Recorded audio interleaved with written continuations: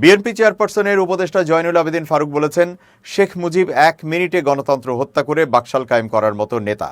শেখ হাসিনার সরকার বাংলাদেশের ভাবমূর্তি সবকিছু হিন্দুস্তানের কাছে ইজারা দেওয়ার সরকার ছিল, তাই তিস্তার পানি আনতে পারেনি। জাতীয় প্রেস ক্লাবের সামনে তৃণমূল নাগরিক আন্দোলন আয়োজিত প্রতিবাদী অবস্থান কর্মসূচিতে তিনি এসব কথা বলেন। প্রধান অতিথির বক্তব্যে জয়নুল আবেদিন ফারুক বলেন, আজ পদ্মা শুকিয়ে যাচ্ছে, তিস্তা শুকিয়ে যাচ্ছে, এখন জাগো বাহে তিস্তার জনগণ জাগো স্লোগান দিতে হয় তারেক জিয়াকে।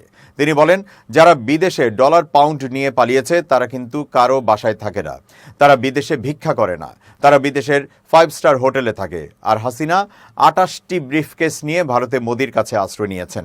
তাদের টাকার অভাব নেই, অভাব ডক্টর ইউনূসের শাসন আমলের 18 কোটি মানুষের। দেশে কোনো বিনিয়োগ নেই, গার্মেন্ট সেক্টর অস্থিতিশীল করে তুলেছে। আওয়ামী লীগের প্রেতাত্মা কিছু লোক আবারও ষড়যন্ত্র, শ্রমিক অশান্তি সৃষ্টি করার চেষ্টা করছে। সরকারকে অস্থিতিশীল করে তুলবেই, কারণ তাদের টাকার অভাব নেই, তাদের কাছে অস্ত্রের অভাব নেই। এদিকে বিএনপির ভাইস চেয়ারম্যান বরকতুল্লাহ বুলু বলেছেন, বৈষম্য বিরোধী আন্দোলনের নামে যে নতুন পার্টির আবির্ভাব হয়েছে তাদের মুখ ফসকে বের হয়ে গেছে।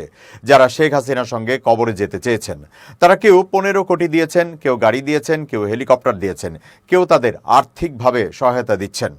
বরকতুল্লাহ বুলু বলেন, আমরা সুস্পষ্টভাবে বলতে চাই কারা শেখ হাসিনার সঙ্গে কবরে যেতে চেয়েছেন, কত টাকা শেখ হাসিনাকে দিয়েছেন, কত টাকা নতুন কিংস পার্টির জন্য দিচ্ছেন, কত টাকা বিএনপিকে প্রতিরোধ করার জন্য খরচ করছেন। আপনারা এগুলো মিডিয়ায় প্রকাশ করবেন। আপনারা কেন এই কথাগুলো মানুষের সামনে আনছেন না? কাদেরকে প্রশ্রয় দিচ্ছেন আপনারা? মিডিয়া হাউসগুলো কারা নিয়ন্ত্রণ করে?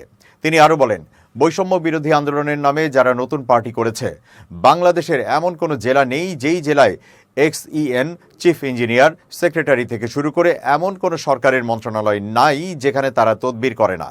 তাদের কথা তো আপনারা লেখেন না, তাদের কথা তো আসছে না।